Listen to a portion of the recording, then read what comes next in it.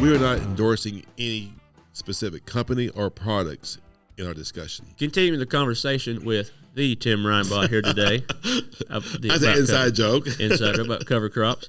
Tim, let's talk some more about, more on the advanced route, on just kind of more specifics. So let's start back at the beginning, planting the cover crop. Right. What kind of specific mixtures have you seen that works really well, and maybe some specific timings? Sure. You know, on timing, the brassicas, you mentioned the radishes, or you got turnips. Remember, when you plant those for yourself, in your home garden here in Missouri, you're planting those in August, because they do good. They come up, they grow, and they will winter kill about December, sometime in December.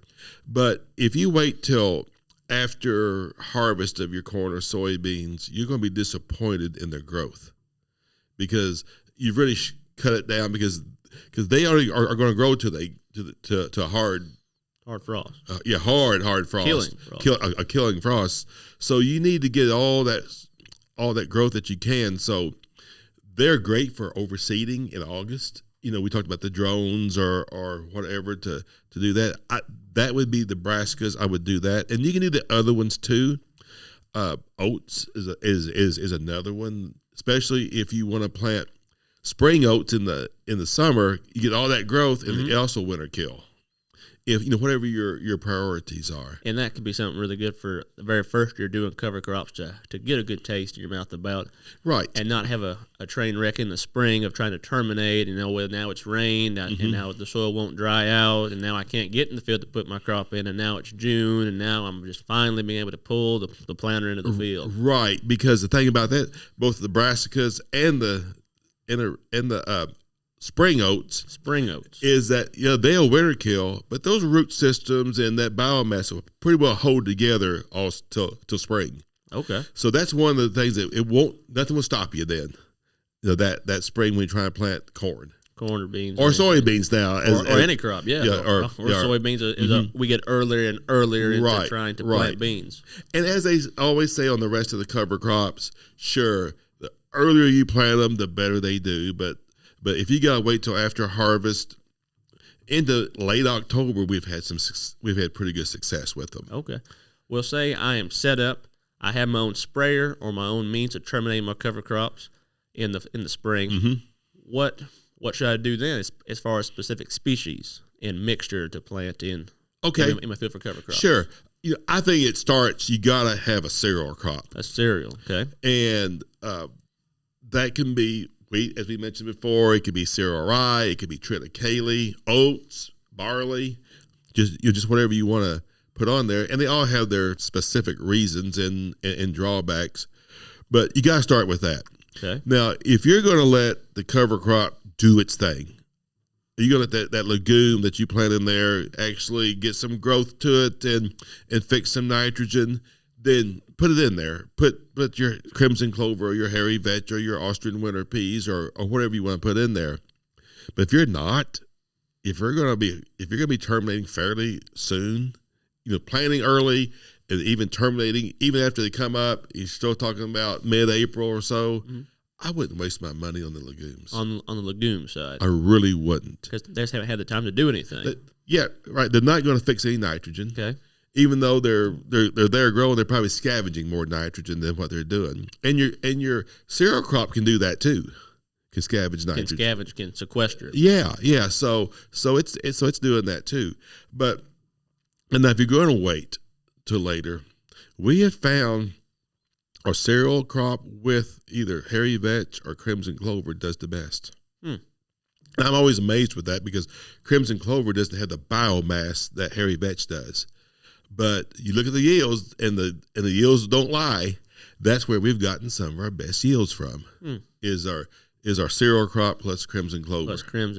Well, and let's hit on the cereal crops. One of the most popular or talked about cereal crops is a cereal rye. That's right. For cover crop, it's the cover crop to use. Some people say or at least the most popular one to use. And when I was a little boy, that was a big weed in our wheat, because we use cereal rye as a cover crop for grazing. It's a great grazer. It didn't have the protein that wheat does, but it's quick establishing. It has a lot of biomass, so it's great for grazing. But also, it can get into your wheat seed, So we always had that little bit of an issue with that. But there's the big drawback on cereal rye is that it does produce an allelopathy. Okay. It does produce chemicals that keep other plants from growing. And that's a drawback, Tim. I would think that'd help my weed control problems. Well, it does. It does help, but one of the things it likes to hurt is other grasses, especially like corn. And we have seen that the first 2, 3, 4, 5 years, we'll see that yield drag from cereal rye onto our corn. And some of that's end tie-up. We get that. Okay. But some of it is also this allelopathy that we have. Now, to get around that, we can use triticale or wheat.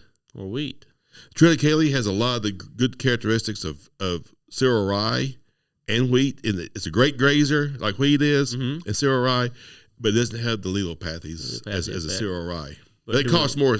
Seed costs more. Do we have the biomass? Because cereal rye just seems to grow like no other and just produce tonnage compared to other cover crops. You get most of the biomass with triticale. Okay. It's a little slower, but now you don't get as much with the wheat. It's not quite as much biomass, and it's not as fast. But we're finding out that I don't know if we need as much biomass as we think. I'm starting to change. I used to say, man, I want as much biomass as I can, because I want to help control weeds. I want to feed the soil microbes, but I think the soil microbiology is feeding on the roots. Okay, the roots is the main supporting tool. It really is. It really is. And surprisingly, some of our colleagues at the Danforth Center were telling me just a few weeks ago that even in the fall, our cereal rye roots are getting 3 feet to 4 feet deep. Man. That fast. Down there. So you may only see 3 or 4 inches of growth, but there's a bunch of it down below. Well, talking about tonnage and all, and you mentioned grazing. Well, I mean, myself as a livestock producer, I would think, oh man, well, I want more tonnage. I want more pounds of feed out there.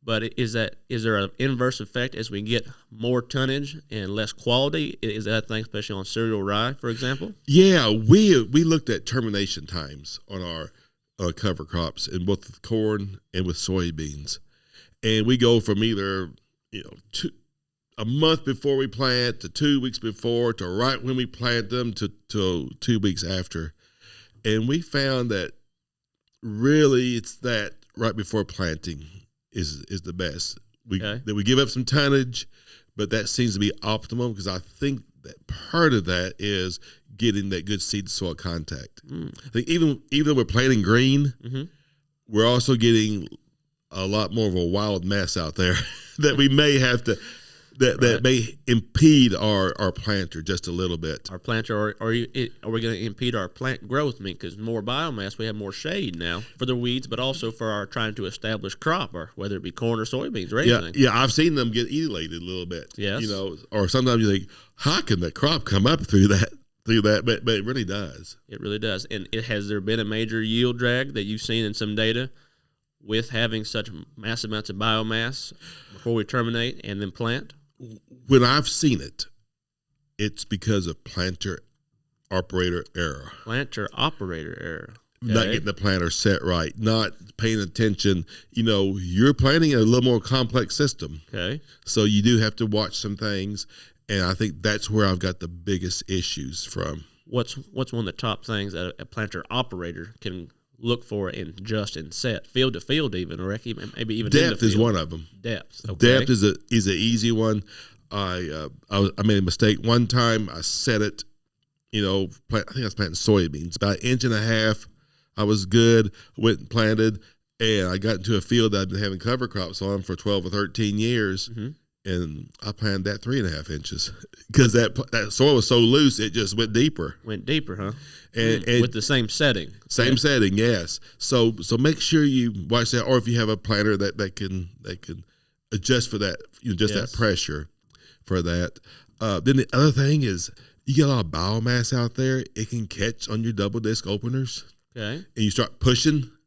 Yes. You got to watch for that sometimes, especially if you get the mixtures with the hairy vetch and some of the other ones that can really start making some issues out there. So that's what we found out. You've really got to watch it just a little bit closer. Okay. Continuing on the planter and mechanical, is there any pre-season maintenance or stuff I need to look for on my planter to ensure that I have success planting green, or just even into cover crops in general, all that biomass out there? Do I need to do things special, or do I have to buy the brand new John Deere Case IH planter technology? No, we've planted a lot with a 40-year-old John Deere planter that had good sharp double disc openers on them. Sharp double disc openers. Well, surely we had a no-till culture there, didn't we?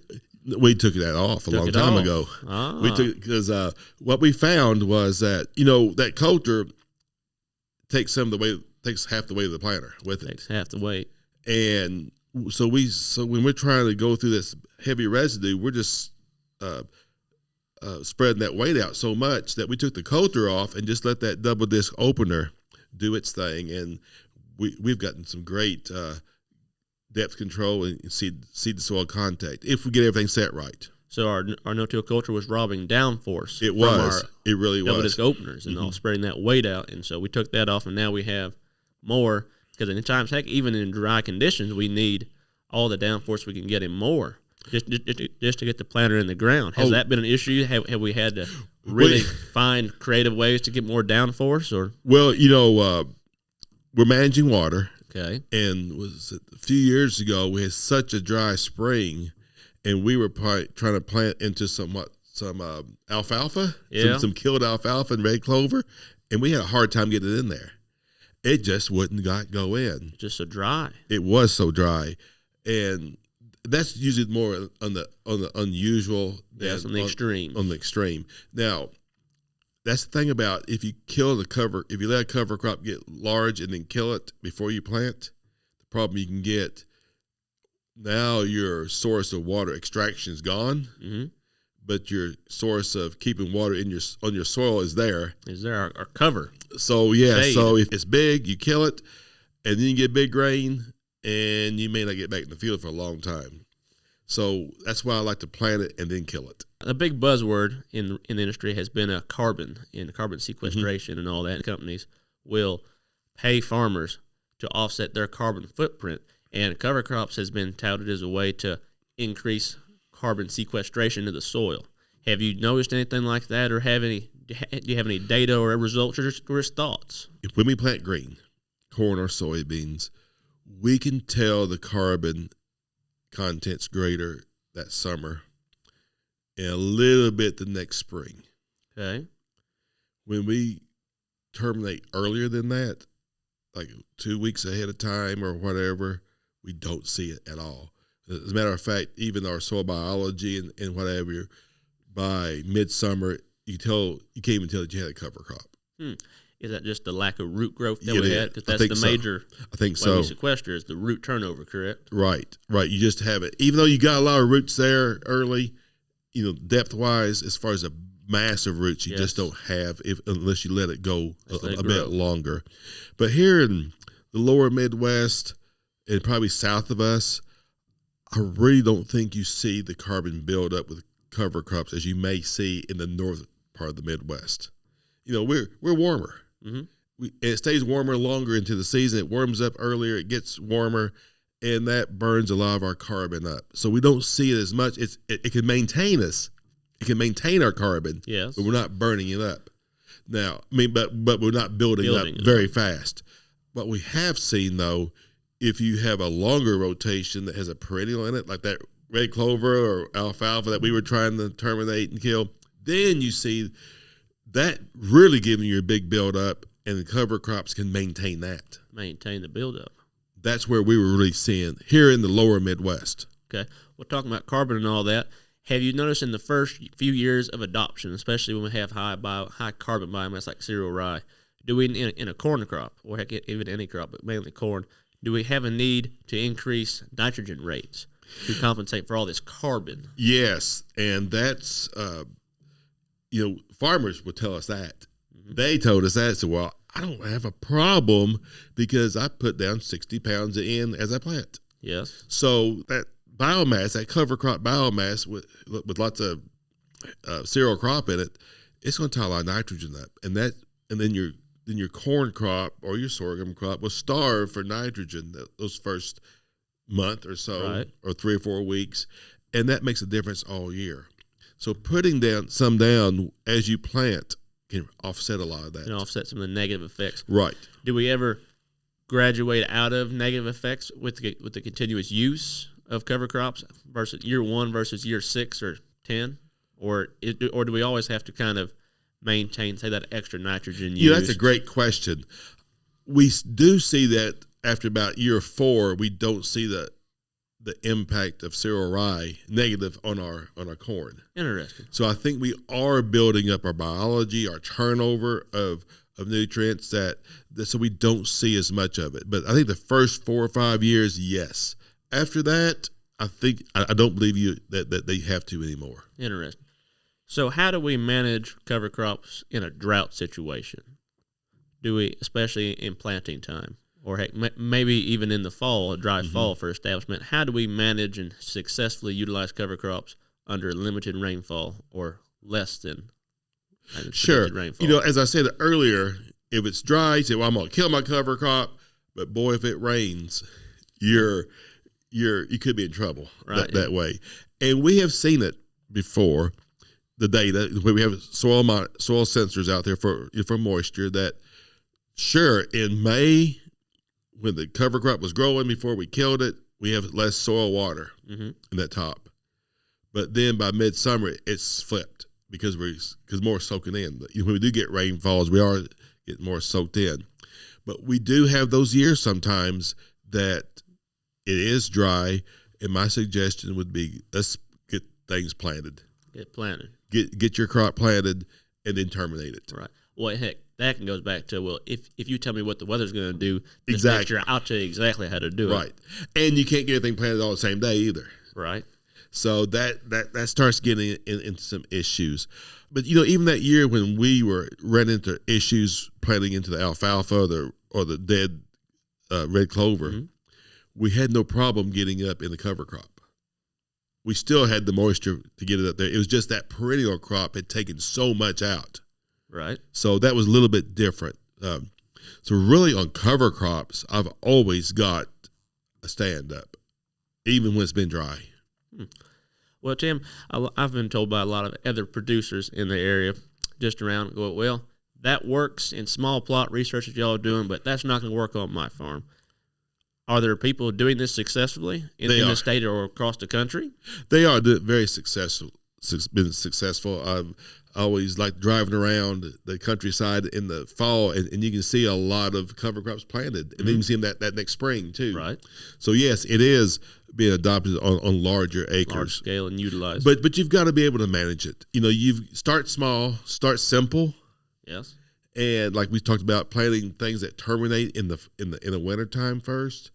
Or if you do go with a crop, go with something that you don't have a lot of money invested in it yet, until you start figuring out how you really want to manage them. Okay. Well, say I'm a farmer, I have crops and livestock. Let's talk more about utilizing, how can I manage cover crops with livestock integration? Is there certain things I can do different or special when I have cattle or sheep or goats versus when I'm just a crop farmer? Well, that's interesting because once I learned about cover crops, when we first started doing them, I said, wow, my dad used to do cover crops. And when I was a boy, he would oversee with the airplane, hire an airplane to oversee the cereal crop into our corn and soybeans, because after harvest, we would have our stockers out there grazing it. So it was a great source. And how I always remember that is that, back in the old days, our houses were in the middle of the field. So when the airplane came over, it bombarded the house. But you're exactly right. Cover crops fit a diversified system with livestock perfectly. And that if you could especially get them overseeded earlier, that they have some biomass to them, so you could graze them this time of year here in the wintertime. And what we would do is that we would graze them until about into February, and then pull it off. Okay. And then often we would harvest that cereal crop, whether it was wheat or even wheat. or even cereal rye. a couple of times that we did that too. So it works really well. And you look at the protein content of cereal crops in the winter and early spring, they're around 20%. Of fall established cereal crops. Right. So you've got some pretty good biomass, some pretty good grazing there. So they work really, really well. Can I take my cattle herd across my cereal rye or mix of cover crop field in the spring to terminate before I plant, or do we still have to kind of come back in with herbicides after we say graze the stuff down?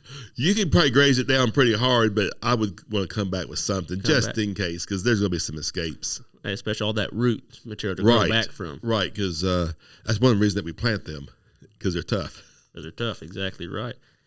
Is there any kind of difference between warm or cool season establishment? Like, let's go back and talk about we had a wheat crop, and now I want to have something growing there. I want to have a cover crop. Talk to me more about that. Right. There's a lot of them. Of course, sunflowers can be a cover crop.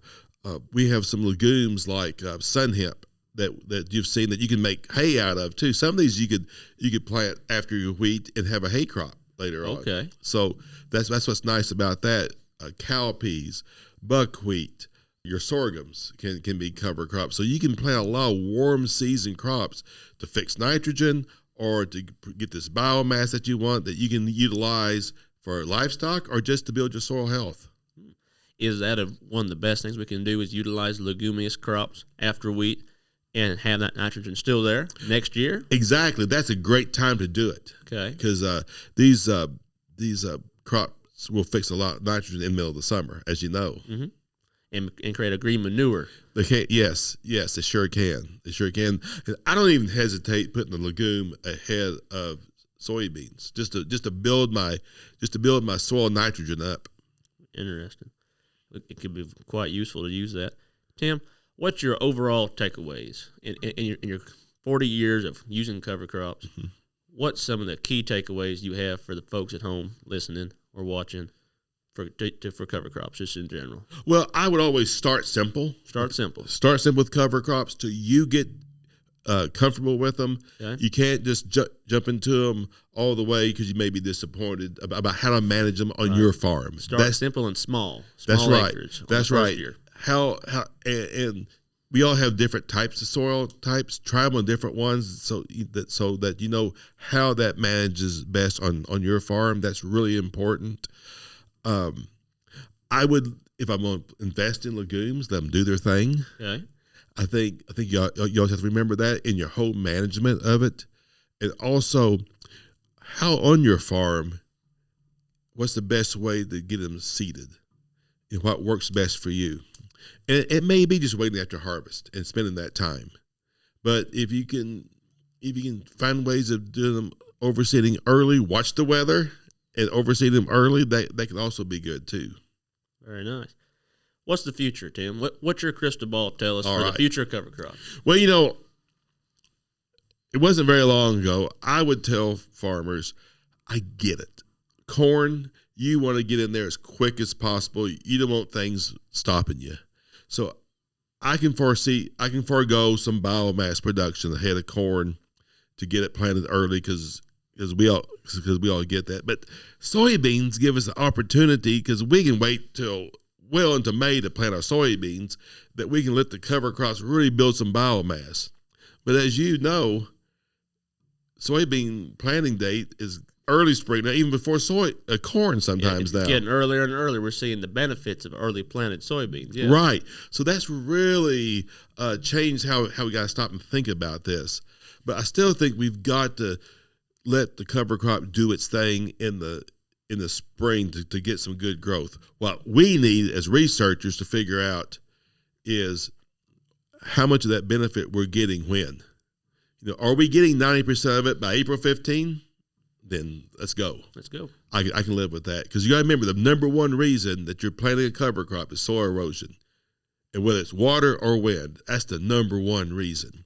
So if I've been successful with that, I've got some growth all spring, and I can terminate it, plant my crop, corn or soybean or whatever, and still have some protection there. Let's go. I'm okay with that. All right. But we need to look into that more. That's something that we got to really do. The other thing is planting in the fall. I also get it that you don't have time. Stop harvest. And plant cover crop. There's so much going on. So the more we can do before harvest, I think the better. Drones have helped a lot, but the drawback there is good seed to soil contact. That's so important, whether you're talking about a cover crop or your grain crop. So I like the idea of robots going through your field and planting them, getting good seed to soil contact. And that could be a futuristic thing, but as you mentioned, the scalability of that. Yes. Even drones, it takes time to overseed those. I think about 300 acres a day is a big day. That's a very big day. Yes, with maybe a couple of drones. Right. Going exactly. So, but with even with robots, you got to keep the seed filled up. They can go 24/7, but how do you keep the seed to them? And right. So there's some obstacles there, but that excites me too. How we can do that, and then also making that cover crop tailor made for my fields. What do I need and what my objectives are? Oh, so maybe going back to some of this field A needs this blend of cover crops here, but field B it has these stipulations or just qualities of it that it needs this blend. That's right. Maybe it's more highly erodible, so we got to have more cereal crop in there. More root. Right. So we got to look at that sort of thing. Some pretty cool. Yeah. Pretty cool thoughts for the future. Right. Or, we also talk about nutrient stratification. Yes. How the cover crops can bring up nutrients from down below. Maybe we want more deep-rooted cover crops. Who knows what we really need. And I think making that is where we're going to go.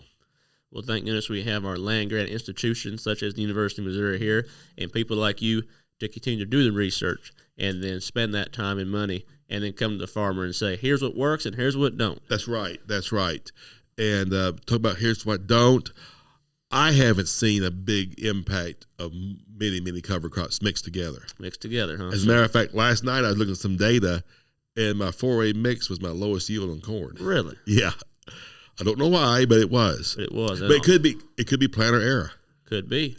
More biomass I had to deal with. Right, more biomass, but different types of biomass. Yeah, so that gets down to that too.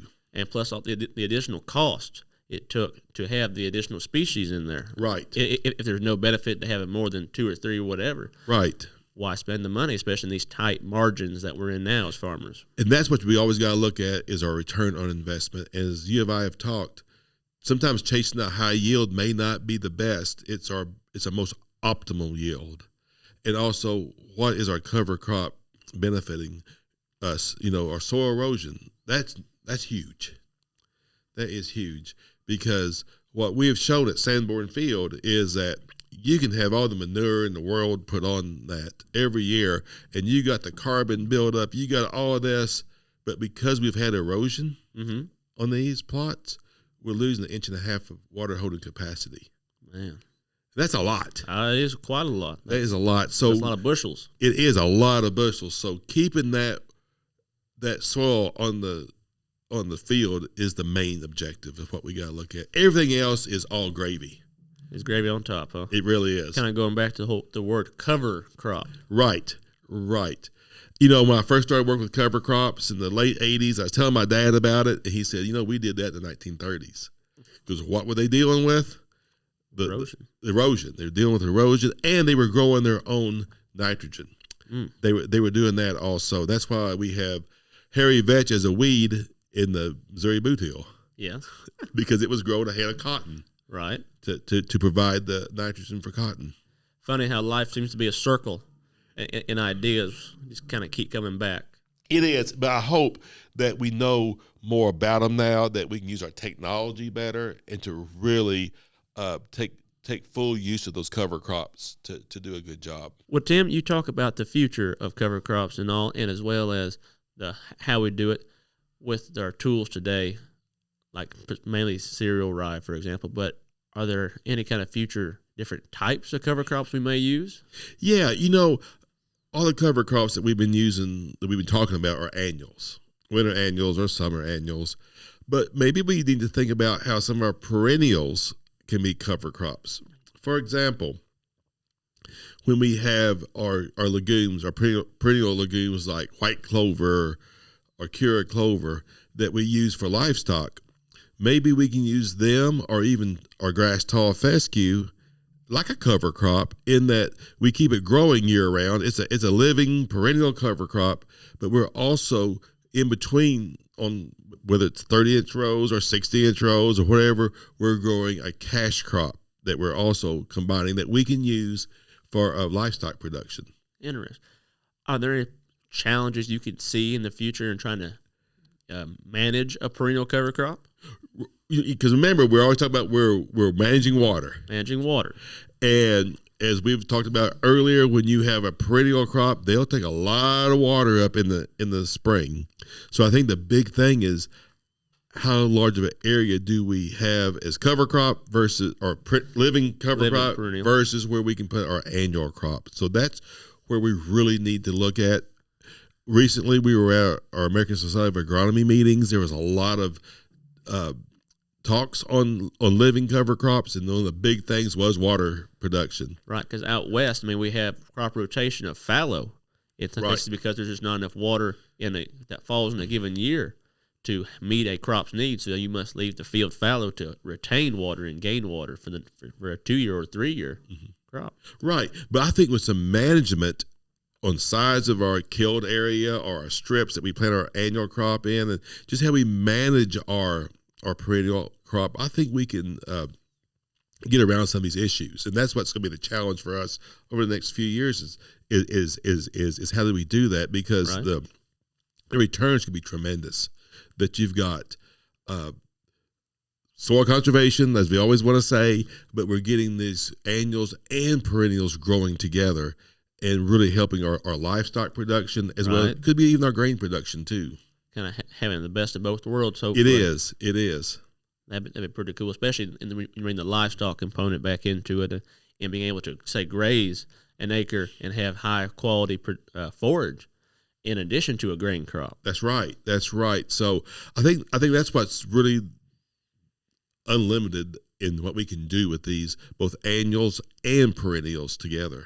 A lot of cool things going forward. It sure is. Any other final remarks before we close out, Tim? Oh, it's a lot of fun, and we learn so much from the farmers.